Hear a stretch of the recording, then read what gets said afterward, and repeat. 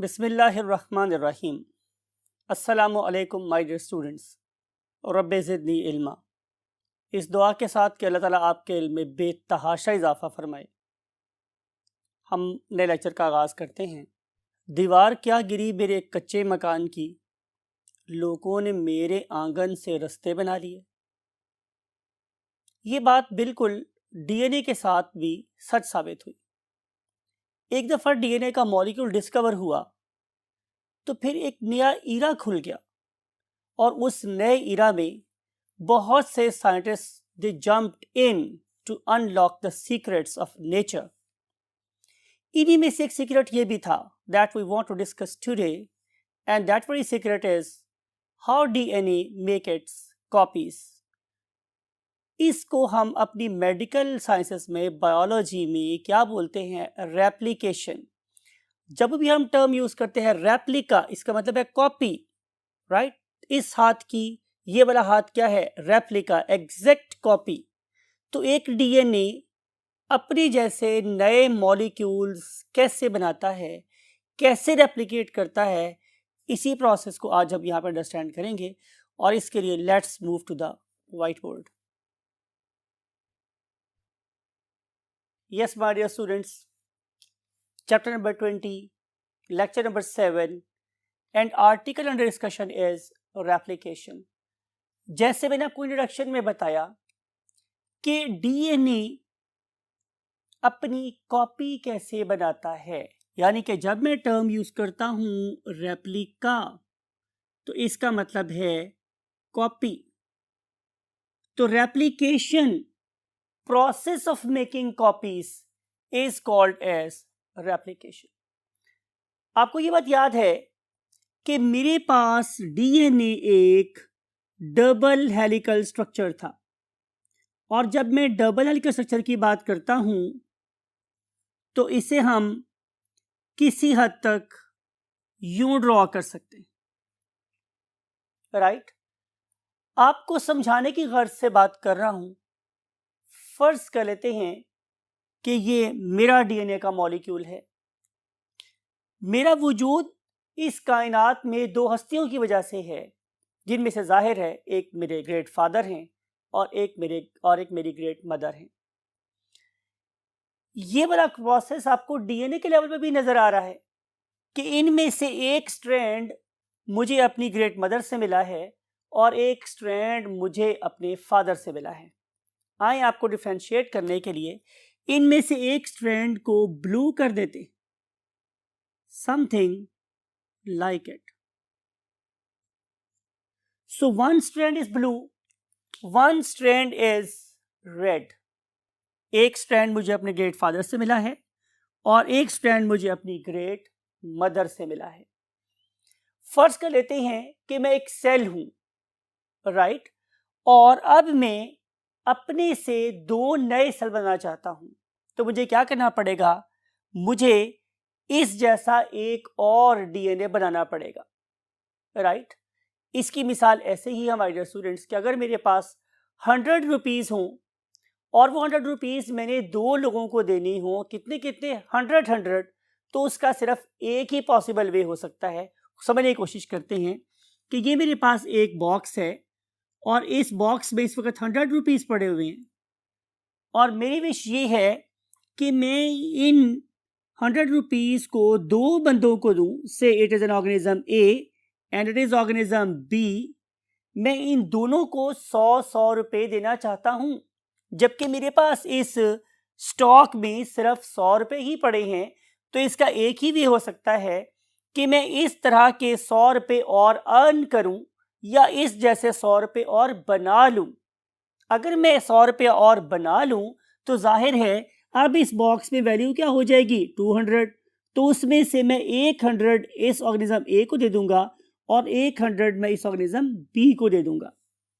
जिस तरह से मैंने इन 100 रुपए जैसे और 100 रुपए अर्न किए, कमाए, that is basically called as a DNA replication, right? अब डीएनए रेप्लिकेशन के बारे में हमारा व्यू क्या है, इसको अंडरस्टैंड करना बहुत ही आसान है, खासतौर पे आज के दौर में। क्यों? कि हम जानते हैं कि we have got a device that is attached with our clothes, और उसे हम नाम कर देते हैं जिप। आपको ये बात पता है कि हमारी इस पर्टिकुलर जिप के दो साइड्स होती हैं, राइट, एक लेफ्ट साइड पे और एक राइट साइड पे। हम आमतौर पे क्या करते हैं कि हम एक स्टैंड पर, एक रोस्टम पे अपने दूसरे स्टैंड को अटैच करते हैं और फिर हमारे पास एक रनर होता है, that runner is used to combine these two zips together. तो सेम यहां पर भी है कि अगर मैं इसके इन पर्टिकुलर कॉइल्स को खोल दूं तो खोलने के बाद मेरे पास एक जिप की तरह से मॉलिक्यूल ऑब्टेन होगा डेफिनेटली, जिसमें एक स्ट्रैंड मेरे ग्रेट फादर के स्ट्रैंड को रिप्रेजेंट कर रहा होगा और एक स्ट्रैंड मेरी ग्रेट मदर के स्ट्रैंड को रिप्रेजेंट कर रहा होगा, राइट। आपकी समझ के लिए बोल रहा हूं, से मैंने ये ब्लू कपड़े पहनाए हैं फादर वाले स्ट्रैंड को और मैंने रेड कपड़े पहना दिए हैं मदर वाले स्ट्रैंड को, तो ये दो स्ट्रैंड बन गए मेरे पास। मुझे करना क्या है कि मुझे पहले इस जिप को खोलना है। जब मैं इस पर्टिकुलर जिप को खोल दूंगा माय डियर स्टूडेंट्स, तो उसके लिए मुझे डेफिनेटली क्या चाहिए होंगे, एंजाइम्स चाहिए होंगे, और वो जो एंजाइम्स हैं they are going to disrupt the hydrogen bonds, जो अभी हमने लास्ट लेक्चर में आपके साथ डिस्कस किए थे, क्या कि AT हमेशा डबल बॉन्ड बनाता है और GC हमेशा ट्रिपल हाइड्रोजन बॉन्ड बनाता है। तो जब मैं इन पर्टिकुलर बॉन्ड्स को जो यहाँ पे एग्जिस्ट कर रहे हैं कहीं डबल और कहीं ट्रिपल की फॉर्म में, उन्हें हम लोगों ने क्या कर देना है, ब्रेक कर देना है। तो जब मैं ब्रेक करूंगा तो उसके रिजल्ट में ये वाली दो जिप्स क्या हो जाएंगी, सेपरेट हो जाएंगी। This zip right plus this zip, ये दोनों साइड पे हो गई। अब ये वाली जो दो जिपों के साइड्स हैं जो सेपरेट हो गई हैं, उनको देखकर मैं क्या बना सकता हूं, मैं एक और स्ट्रैंड बना सकता हूं। आपको समझाने की गर्ज से मैं यहां पे लिख रहा हूं, for example here was A, here was for example G, here was C, here was T, and then again T, then A, then C, then T, then G, and then again A। ये मेरे पास एक sequence है। याद रखें कि मैंने इस sequence को उसको देख के लिखा है कि कहाँ डबल बॉन्ड आ रहा है और कहाँ पे ट्रिपल बॉन्ड आ रहा है। जाहिर है ए ने हमेशा किससे बॉन्ड बनाना था, आपको याद होगा, टी के साथ। तो यहाँ पे क्या प्रेजेंट होगा, जाहिर है टी प्रेजेंट होगी। इसके कंपैरिजन पे यहाँ सी प्रेजेंट होगी, इसके कंपैरिजन पे यहाँ जी प्रेजेंट होगी, यहाँ ए प्रेजेंट होगा, यहाँ भी ए प्रेजेंट होगा, यहाँ टी प्रेजेंट होगी, यहाँ जी प्रेजेंट होगी। यहाँ टी के कॉम्प्लीमेंट्री क्या होता है, ए, और जी के कंपैरिजन पे यहाँ सी और यहाँ T. Now these two strands जो इन पर्टिकुलर हाइड्रोजन बॉन्ड के ब्रेक होने के बाद एक दूसरे से सेपरेट हो गई हैं, they will act as a parent strand or they will be called as model or they will be called as template। मैंने तीन वर्ड आप लोगों की नजर किए हैं, या तो आप इन्हें पेरेंट स्ट्रैंड्स बोल सकते हैं, या आप लोग इन्हें मॉडल स्ट्रैंड्स बोल सकते हैं, या फिर हम मोर अप्रोप्रिएटली हम इन्हें टेम्पलेट स्ट्रैंड बोलते हैं। आपने हदीस सुन रखी होगी कि लक़द कान लकुम फी रसूलुल्लाहि उस्वतुन हसना। तो ये उस्वा है, ये तो टेम्पलेट है जिसको देख के हमने कोई काम करना है। अगर मैंने इसकी कॉपी बनानी है तो मुझे इस सीक्वेंस को देखना पड़ेगा, और अगर मैंने इसकी कॉपी बनानी है तो मुझे इस सीक्वेंस को देखना पड़ेगा, राइट। एक ऐसा स्ट्रैंड जो टेम्पलेट स्ट्रैंड के ओपोजिट बेसिस के मिलने से बना हो। बात को गौर से सुनिए, मैंने क्या बोला है, एक ऐसा स्ट्रैंड जो टेम्पलेट स्ट्रैंड की कॉम्प्लीमेंट्री बेसिस को देख के बना है, ओपोजिट बेसिस को देख के बना है, क्या कहलाएगा, कॉम्प्लीमेंट्री स्ट्रैंड। फॉर एग्जांपल कि इसी के कंपैरिजन पे क्या आना था, टी, इसे कंपैरिजन पे क्या आना है, सी, इसे कंपैरिजन पे जी, इसे कंपैरिजन पे ए, यहाँ पर भी क्या ए, यहाँ पर टी, यहाँ पर जी, यहाँ पर ए, यहाँ पर सी, यहाँ पर टी, इनके मिलने से बन गया एक और स्ट्रैंड। तो ये स्ट्रैंड जो अब बना है, it is called as the complementary strand, that is what, the complementary copy of the template DNA। Similarly मैं यहाँ पर भी ऐसा ही करूँगा कि मैं इस टी के कंपैरिजन पे ए को जोड़ूंगा, सी के कंपैरिजन पे जी, जी कंपैरिजन पे सी, ए के कंपैरिजन पे टी, ए के कंपैरिजन पे टी, इसे कंपैरिजन पे ए, इसे कंपैरिजन पे सी, इसे कंपैरिजन पे टी, इसे कंपैरिजन पे जी और इसे कंपैरिजन पे ए, और बना दूंगा एक और स्ट्रैंड। इस तरीके से हम लोगों ने इन दो स्ट्रैंड्स को, मीन एक्सट्रीम लेफ्ट और एक्सट्रीम राइट के दो स्ट्रैंड्स को क्या मान के, नमूना मान के, उसवा मान के हम लोगों ने क्या की, दो और कॉम्प्लीमेंट्री क्या बना ली, चेन्स बना ली, एक इसके अंदर और एक इसके अंदर। इस तरीके से डीएनए ने क्या कर ली, अपनी अपनी बना ली copies. Hence DNA is doing its replication, या बना रहा है अपनी कॉपीज। डीएनए अपनी कॉपी बना तो लेता है, लेकिन इस पर्टिकुलर कॉपी के बारे में हमारे पास 3 डिफरेंट हाइपोथेसिस हैं। पहला किस्म के हाइपोथेसिस को हम लोग क्या नाम देते हैं, very first hypothesis is called as semi conservative hypothesis. Semi conservative hypothesis. इसका क्या मतलब है?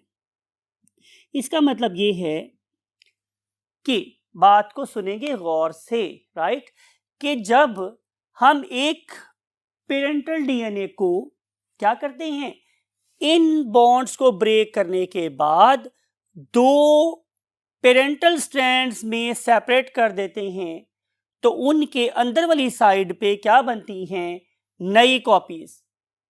इसके रिजल्ट में अगर मैं यूं कहूं कि ये पुरानी कॉपी है, ये नई कॉपी है, या यूं बोलें कि ये ओल्ड डीएनए है और ये नया डीएनए है, तो अगर आप इसकी बात करें तो यहां पर भी क्या है, एक ओल्ड डीएनए है, एक नया डीएनए।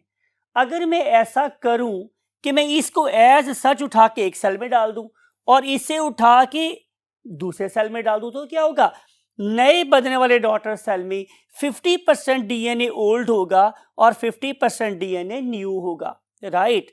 यानी कि अगर मैं इसको उठा के एक सेल में डालूं तो क्या होगा माय डियर स्टूडेंट्स, कि इस पर्टिकुलर सेल में एक डीएनए कैसा है, पुराना, ये रेड वाला कैसा डीएनए है, पुराना, और ये ब्लैक वाला कैसा डीएनए है, नया, दिस वन। और अगर मैं इस पर्टिकुलर डीएनए की बात करूंगा और मैं इसको एक सेल में डालूंगा तो फिर क्या होगा माय डियर स्टूडेंट्स, कि इसमें एक पुराना डीएनए है ब्लू वाला और एक नया डीएनए है ब्लैक वाला। अगर ऐसा हो तो हर सेल में आधा डीएनए पुराना होगा और आधा नया, आधा डीएनए पुराना होगा आधा नया, आधा पुराना होगा आधा नया। अगर ऐसा हो तो इस किस्म की कॉपिंग के प्रोसेस को सेल आफ्टर सेल्स हम लोग नाम क्या देते हैं, सेमी और semi conservative hypothesis of DNA replication. लेकिन हमारे पास साइंटिस्ट का एक और ग्रोह भी था जो ये कह रहा था कि ऐसा नहीं हुआ, बल्कि क्या हुआ कि ये कॉपी होने के बाद ये वाले पुराने डीएनए आपस में मिल गए और नए डीएनए आपस में मिल गए, राइट। अगर मैं इस वाली चीज को सेल के रेफरेंस से बात करना चाहूंगा तो माय डियर स्टूडेंट्स क्या होगा, लुक एट दिस, ये सेकंड ऑप्शन है। सेकंड ऑप्शन में यूं होगा कि पुराना डीएनए मींस ये वाला और ये वाला डीएनए ये एक ही सेल में चला जाएगा, राइट। ये पुराना डीएनए 100% कंजर्व हो गया एक सेल में और ये बदलने वाला नया डीएनए किस रंग का था, ब्लैक कलर का, वो दोनों चले गए इसके अंदर, राइट। अगर ऐसा हो तो इसकी बेस पे हम सेकंड वे ऑफ कॉपिंग बोलते हैं, that is called as conservative hypothesis of DNA replication, right, hypothesis of DNA replication. समझ आई आपको बात की? इसके बरक्स एक तीसरा हाइपोथेसिस भी हमारे पास आया। वो हाइपोथेसिस क्या था कि जनाब ये वाला डीएनए जब रेप्लिकेट कर जाता है तो मैं एक वर्ड पंजाबी में आपकी नजर कर रहा हूं, अन्नेवा, इसे इंग्लिश में कैसे बोलते हैं? ब्लाइंडली, कि ये ब्लाइंडली मुख्तलिफ जगहों से टूट जाता है और ब्लाइंडली आपस में मिल जाता है। अगर हम इस पर्टिकुलर चीज को इस पर्टिकुलर सेल के रेफरेंस से दिखाना चाहें तो शक्ल कैसी होगी माय डियर स्टूडेंट्स? कुछ ऐसी शक्ल बन जाएगी मेरे पास माय डियर स्टूडेंट्स, कि एक सेल में आधा जो डीएनए है वो नया है, लेकिन वो कुछ इस तरीके से जुड़ा हुआ है और कुछ इस तरीके से जुड़ा हुआ है। हमें पता ही नहीं चल रहा कि कौन सा पार्ट ओल्ड था और कौन सा पार्ट न्यू। वो टूट गया और आपस में ब्लाइंडली, और इसे हम लोग बोलते हैं वर्ड, रैंडमली जुड़ गया आपस में। दूसरे सेल में क्या होगा? दूसरे सेल में जाहिर है कंडीशंस कुछ इस तरह की हो जाएंगी, राइट? कंडीशंस कुछ इस तरह की हो जाएंगी, ऐसे समथिंग लाइक इट। तो नाउ यू कैन सी कि अब यहाँ पे कोई अरेंजमेंट नहीं है, कोई पैटर्न नहीं है। इस किस्म की अरेंजमेंट को हम लोग नाम कह देते हैं non conservative. Third way is non conservative hypothesis. Non conservative hypothesis.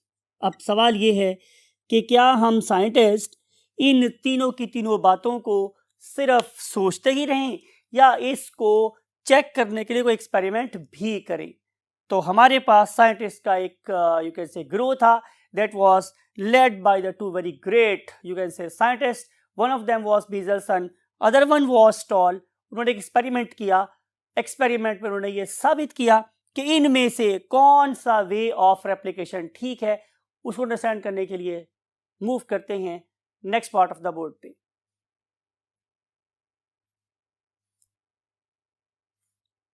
The Meselson Stahl experiment. इसके लिए मैं कल की बात का सहारा लूंगा। आपको याद है कि हम लोगों ने रेडियो एक्टिव आइसोटोप्स की बात की थी। हमने सहारा लिया था P32 और S35 का। आज भी हम एक रेडियो एक्टिव एलिमेंट का सहारा लेने वाले हैं, that is an integral part of the DNA, right? And that very thing is called as nitrogen. आपको याद है कि हमारे पास नाइट्रोजन नॉर्मली किस फॉर्म में एग्जिस्ट करती है? N14 की फॉर्म में। लिखते हैं आप लोगों के लिए कि what is the normal nitrogen? Normal nitrogen, it is basically normal nitrogen that is existing in the nature and it is N14. Whenever I say it is normal, it means it is not going to liberate or release any sort of radiation. लेकिन जब मैं बात करता हूं इसके heavy isotope की, तो definitely it is radioactive nitrogen. So when it is radioactive, we can detect its presence very easily, और इसे हम बोलते हैं N15.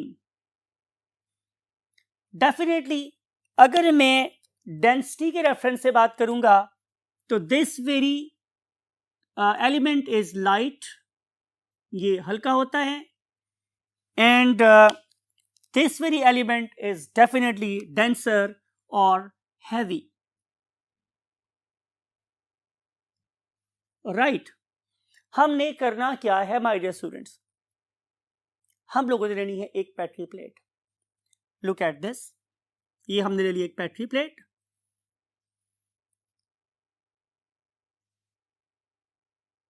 Something like it. और इस पेट्री प्लेट के अंदर डाला हम लोगों ने एगर।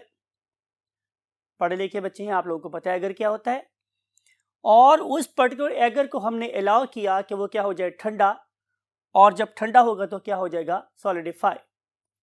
अब इस सॉलिडिफाइड एगर के अंदर जो मैंने सोर्स ऑफ नाइट्रोजन दिया हुआ है, इट इज N14। वो क्या स्टूडेंट्स मेरे पास? N14। इसका मतलब क्या होगा कि इससे जितनी मर्तबा मर्जी डीएनए रेप्लिकेशन हो, नए नए बैक्टीरिया बने, सब के अंदर डीएनए में इस्तेमाल होने वाला नाइट्रोजन कैसी होगी? नॉर्मल। तो डीएनए कभी भी रिडक्टिव नहीं हो सकता। लेकिन मैंने क्या किया कि मैंने एक और पेट्री प्लेट ली, राइट? एक और पेट्री प्लेट ली my dear students, something like it. और उस पैटी प्लेट के अंदर भी मैंने क्या लिया, एगर, और एगर में जो मैंने सोर्स ऑफ नाइट्रोजन डाला it was not N14, it was N15। तो यहां पे जो नाइट्रोजन थी it was N15। Petri plate A में जितने बैक्टीरिया ग्रो कर रही हैं सब के डीएनए में इनकॉर्पोरेट होने वाली नाइट्रोजन कैसी है, नॉर्मल N14। लेकिन पैटी प्लेट बी में इस्तेमाल होने वाली नाइट्रोजन कैसी है, N15। उसने किया क्या, उसने सीरीज ऑफ रेप्लिकेशंस करवाई यहां और सीरीज ऑफ रेप्लिकेशंस करवाई यहां, जिससे ये पता चल गया कि अब इस पैटी प्लेट में प्रोड्यूस होने वाले बैक्टीरिया के सारे डीएनए में N15 प्रेजेंट है और यहां पे कौन सा प्रेजेंट है, N14। मैं आप लोगों की नजर एक वर्ड कर रहा हूं और वो वर्ड क्या है, वो वर्ड है प्योर ब्रीड, यानी कि एक ऐसा जानदार प्रोड्यूस करना जो हमेशा अपने ही जैसे जानदार प्रोड्यूस करे। चूंकि ये सारे N14 में ग्रो किए हैं तो सारे के सारे बैक्टीरिया वो होंगे कि जिनके डीएनए में N14 प्रेजेंट है, उनके दोनों चेन्स लाइट हैं। आए इसको आप लोगों को ड्रॉ करके दिखाते हैं। लुक एट दिस कि यहाँ पे जितने भी हमारे पास क्या होंगे डीएनए के मॉलिक्यूल, वो सारे के सारे कैसे हैं, लाइट चेन्स वाले हैं, ब्लू वॉज लाइट। लेकिन आफ्टर नंबर ऑफ रेप्लिकेशंस जो यहाँ पे डीएनए के मॉलिक्यूल्स बनेंगे वो सारे के सारे इवेंचुअली कैसे हो जाएंगे, N15 वाले। लिख देते हैं ताकि आपको कन्फ्यूजन ना हो। ये वाला चेन भी कैसा है, N15 वाला, और ये वाला चेन भी कैसा है, N15 वाला, राइट। और अगर मैं बात करूं इसकी तो इसका भी चेन कौन सा है, N14, और ये वाली चेन भी कैसी है, N14। तो कहना चाह रहा हूं इसकी दोनों चेन्स लाइट और इसकी दोनों चेन्स हैवी बन गई।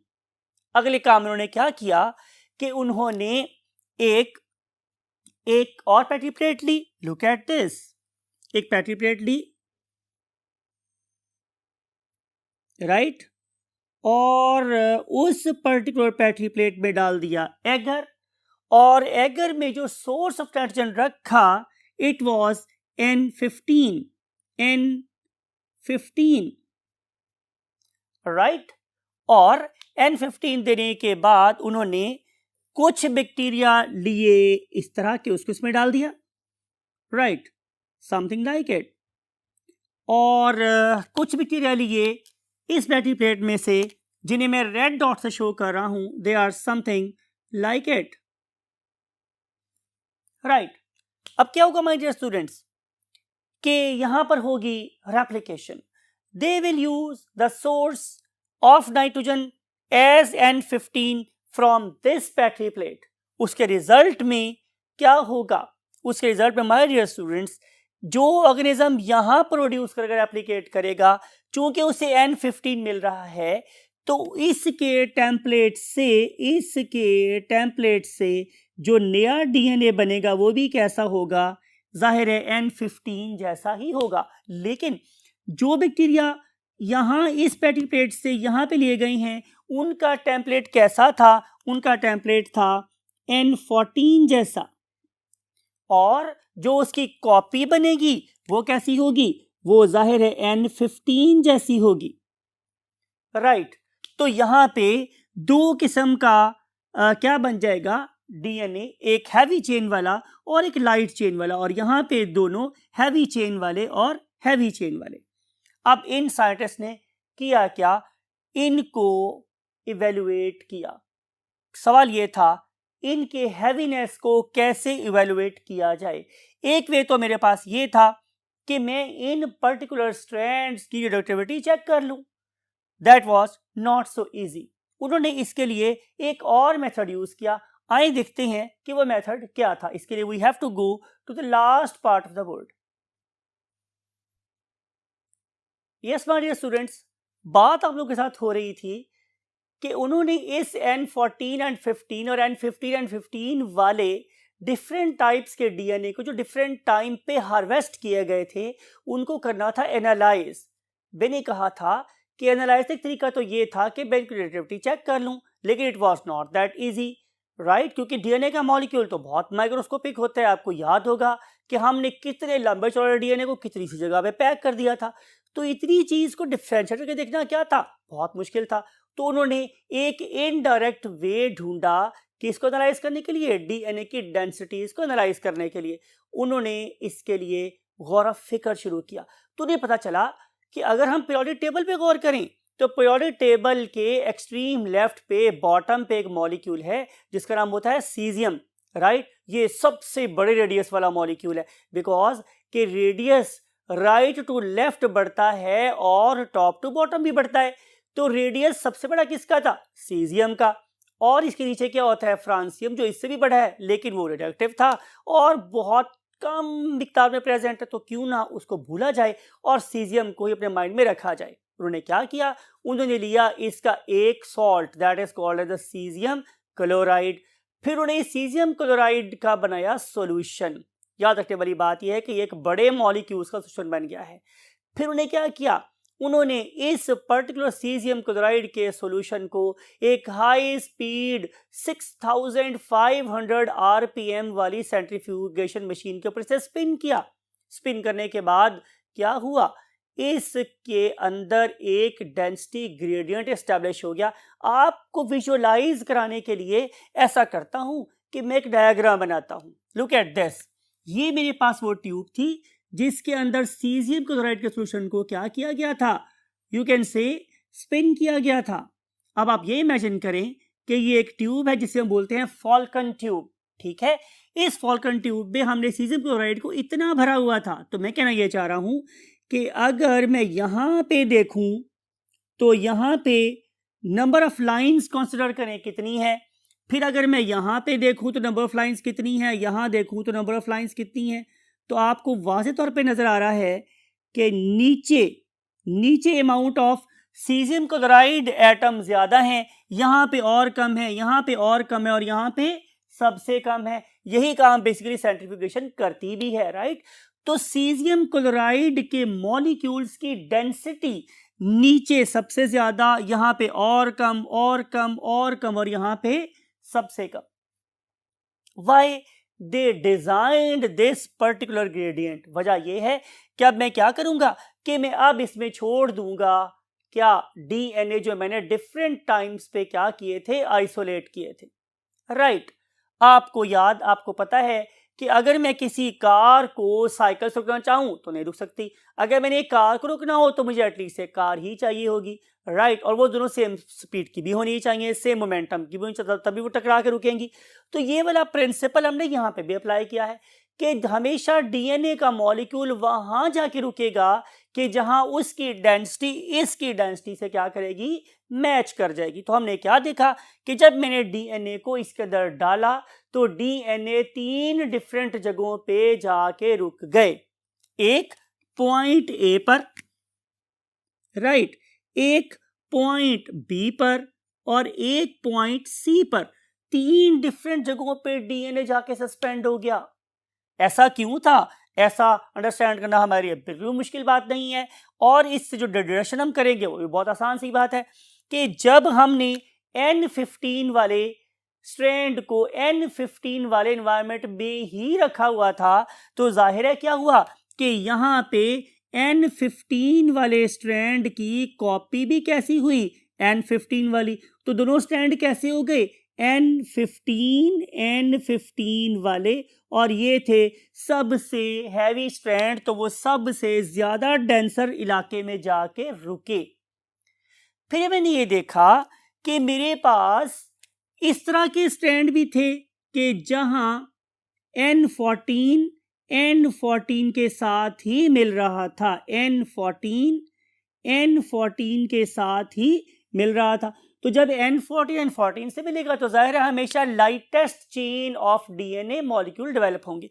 ये कोई अचंभे वाली या नई बात नहीं थी, इससे तो हमें कुछ भी नहीं पता चला। लेकिन जो सबसे ज्यादा इंटरेस्टिंग बात थी वो थी इस बी जोन में पैदा होने वाले ह्यूज डेंसिटी मॉलिक्यूल्स की। वो क्या था, कि इसके अंदर वो चीज़ मिली जो हमारे इस हाइपोथेसिस को कि डीएनए रेप्लिकेशन एक सेमी कंजर्वेटिव प्रोसेस है, वो सिर्फ इस बी पॉइंट से जाहिर हुआ। कैसे? कि यहाँ पे एक ओल्ड चेन थी और एक मेरे पास कौन सी चेन थी? नई चेन थी। तो जब ये हुआ मेरे पास, तो ही एक इंटरमीडिएट डेंसिटी वाला डीएनए का मॉलिक्यूल बना, जो intermediate density of caesium chloride के अंदर जाके ही रुका। सो इस बात से मैं ये पता चला कि डीएनए रेप्लिकेशन एक सेमी कंजर्वेटिव प्रोसेस है। Most important thing is the concept कि किस तरीके से हमने ये बात साबित की कि कैसे एक ओल्ड चेन एक नई चेन से मिलती है, राइट? अगर माय डियर स्टूडेंट्स, कॉन्सेप्ट की बात है, बात को जरा गौर से सुने।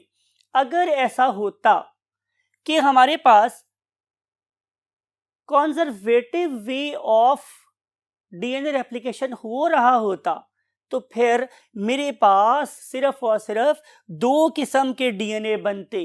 कौन से वाले? दोनों ओल्ड एक जगह इकट्ठे हो जाते और दोनों एक जगह इकट्ठे हो जाते, राइट? तो फिर ये वाली तो बनती ही ना मेरे पास क्या? Group of DNA.